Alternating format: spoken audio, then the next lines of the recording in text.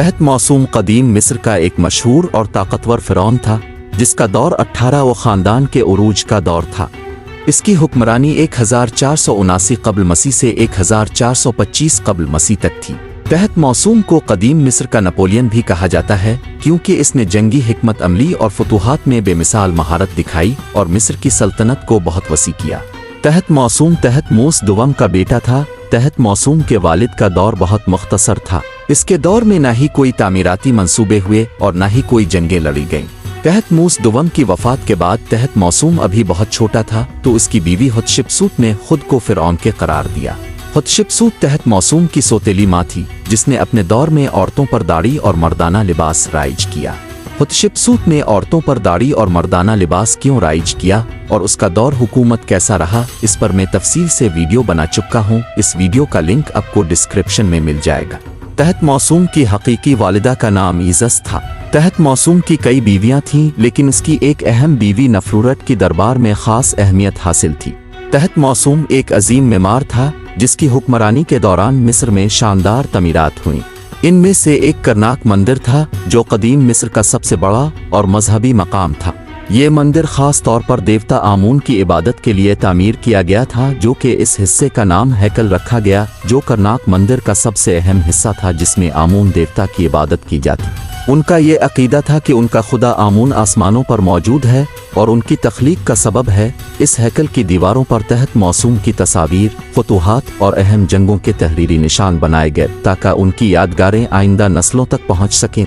तहत मौसूम मजदूरों को अक्सर सख्त हालात और दिन रात काम करने पर मजबूर किया करता था। पत्थर तराशने, सुतून खड़े करने और दीगर भारी कामों में मजदूरों पर जबर और जुल्म किया करता। मजदूरों को महदूद ग़िज़ा और रहाइश दी जाती थी, लेकिन अक्सर ये सहूलियात नाकाफ़ी थी। तहत मौसूम ने हैकल में इजाफी कमरे और मुख्तलिफ हिस्सों में संगी सुतून भी बनवाए। करनाक मंदिर के करीब एक झील भी मौजूद थी। झील का पानी उनके गुस्ल के लिए इस्तेमाल होता था। तहत मौसूम इस झील में अपने खुदा आमून की इबादत से पहले गुस्ल किया करता, जो इबादत के आगाज से पहले जिस्मानी और रूहानी सफाई का हिस्सा था।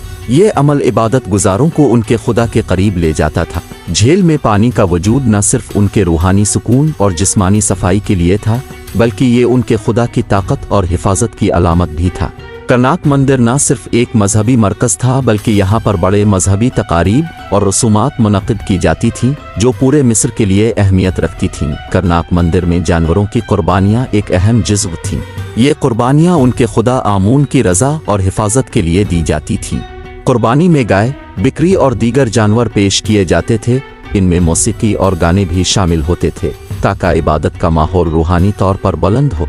इस मौके पर तहत मौसूम फ़िरौन खुद हाजिर होता और अवाम के साथ त्यौहार की रसूमात में शरीक होता। मंदिर में आमून की पूजा की जाती थी। इस पूजा में मुक़द्दस चराग जलाए जाते थे और दुआएं मांगी जाती थीं। तहत मौसूम करनाक मंदिर में इबादत के दौरान अपने खुदा आमून के करीब जाकर अपने हुकूमती मामलात और फतूहात की कामयाबी के लिए दुआएं मांगता था। हजारों साल गुजरने के बाद आज भी करनाक मंदिर मिस्र के मशहूर शहर लक्सोर में वाक़े है, जो दरियाए नील के करीब है, जिसमें हर साल दुनिया भर में हजारों मुसाफिर आते हैं। तहत मौसूम एक बहादुर जंगजू फ़िरौन था, जिसने अपनी बहादुरी और होशियारी से कई जंगें जीतें। तहत मौसूम ने 17 बड़ी जंगें लड़ें, जिनमें से मशहूर तरीन मैगड़ो की जंग थी। तहत मौसूम आज भी इस मैगड़ो जंग की वजह से बहुत मशहूर है। मैगड़ो की जंग 15वीं सदी से पहले शुमाली फ़लस्तीन के करीब मैगड़ो शहर के वसी मैदान में लड़ी गई। मैगड़ो की जंग की असल वजह मैगड़ो का हुक्मरान का देश था। इसने फ़लस्तीन और शाम के मुख्तलिफ कबाइल और रियासतों के हुक्मरानों के साथ इत्तेहाद किया था, ताकि वो तहत मौसूम के खिलाफ मुज़ाहमत कर सके और ताकतवर हुक्मरान बन सके। उन हुक्मरानों का इत्तेहाद बहुत मजबूत था। मिस्र की बढ़ती हुई ताकत को कम करना चाहते थे और उसके लिए वो एक इत्तेहाद बनाकर मिस्र के खिलाफ बगावत कर रहे थे। तहत मौसूम को यह खबर एक जासूस ने आकर दी। तहत मौसूम ने यह खुला चैलेंज समझा और यह फैसला किया कि इस बढ़ते हुए इत्तेहाद और ताकतवर दुश्मनों को शिकस्त देना ज़रूरी है, ताकि मिस्र का असर और रसूख बरकरार रहे और उसकी सल्तनत की ताकत कम ना हो। तो उसने मिस्र से फ़ौरन अपनी फ़ौज के साथ निकलने का फैसला किया, जिसमें पैदल फ़ौज, घड़सवार और 7 ऊँट थे, जिन पर सामान लद्दा था। इसके जहन में एक वाज़ेह हिकमत अमली थी कि दुश्मन को पहले उनके इलाके में शिकस्त दी जाए, ताकि वो मिस्र तक ना पहुंच सकें। तहत मौसूम और उसकी फ़ौज को सहराओं, और पहाड़ों से गुजरना पड़ा। उसने अपने फौजियों के लिए पानी और खुराक की फराहमी का बंदोबस्त भी किया था ताकि सफ़र के दौरान मुश्किलात का सामना ना हो। तहत मौसूम ने अपने सफ़र में मुख्तलिफ रास्तों का इंतखाब किया। मुख्तलिफ रास्तों पर सफ़र करते हुए मैगलो के करीब पहुँचे। मैगलो का शहर आज भी इसराइल में वाक़ है, जो तुल मैगलो के नाम से जाना जाता है। वहाँ की सूरत हाल बिल्कुल मुख्तलिफ थी। उनके सामने एक ग्रुप जंगी मैदान में मौजूद था जो तहत मौसूम की फौज का सामना करने के लिए तैयार था। दूसरा बड़ा ग्रुप मैगलो की मजबूत पहाड़ी पर तैनात था। इस ग्रुप में कादेश हुक्मरान था जो इस फौज को लीड कर रहा था। इस ग्रुप का मकसद था दुश्मन की नकलो हरकत पर नजर रखना और तीर अंदाजी और हथियारों के जरिए नीचे हमला आवर फौज को नुकसान पहुंचाना। और तीसरा ग्रुप किले की हिफाजत के लिए मुख्तस था। अगर जंग के दौरान दुश्मन किले तक पहुंच जाए तो वो किले के अंदर से दिफा कर सके। किला उनका आखिरी महफूज मकाम था जहां वो पीछे होकर पनाह ले सकते थे। ये इत्तेहाद मिस्र की फौज का मुकाबला करने के लिए काफी मजबूत था और उनकी फौज की तादाद भी तहत मौसूम की फौज से ज्यादा थी। तहत मौसूम ने दुश्मन के इत्तेहाद को तोड़ने के लिए अलग मंसूबा बनाया कि दुश्मन को अलग अलग करके उन पर हमला किया जाए ताकि वो यकजा ना हो सकें।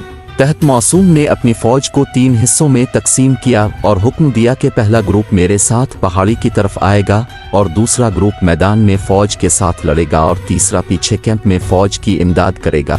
ये एक फैसला कुन मकाम था जहां दोनों फौजों के दरमियान एक बड़ी जंग होने वाली थी।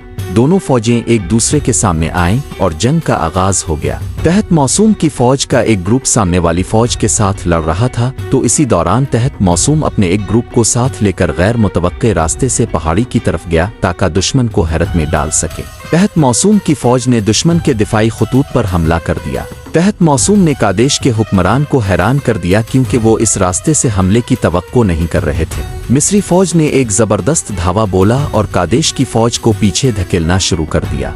कादेश और उसके इत्तेहादियों की फौज में अचानक हमले से बेतरतीबी फैल गई और बहुत से सिपाही अपनी जगह छोड़कर भागने लगे।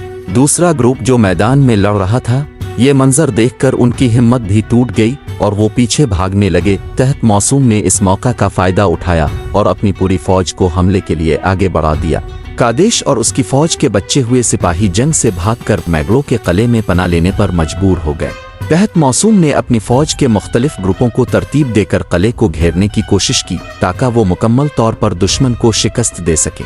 वो जानता था कि अगर कादेश किले में महफूज हो गया तो जंग लंबी हो सकती है और उसके इत्तेहादी दोबारा मजबूत हो सकते हैं। आखिर ऐसा ही हुआ। कादेश किले में अपनी फौज को दोबारा मुनज़्ज़म करने की कोशिश कर रहा था ताकि वो तहत मौसूम की फौज के खिलाफ दोबारा लड़ने के लिए तैयार हो सके।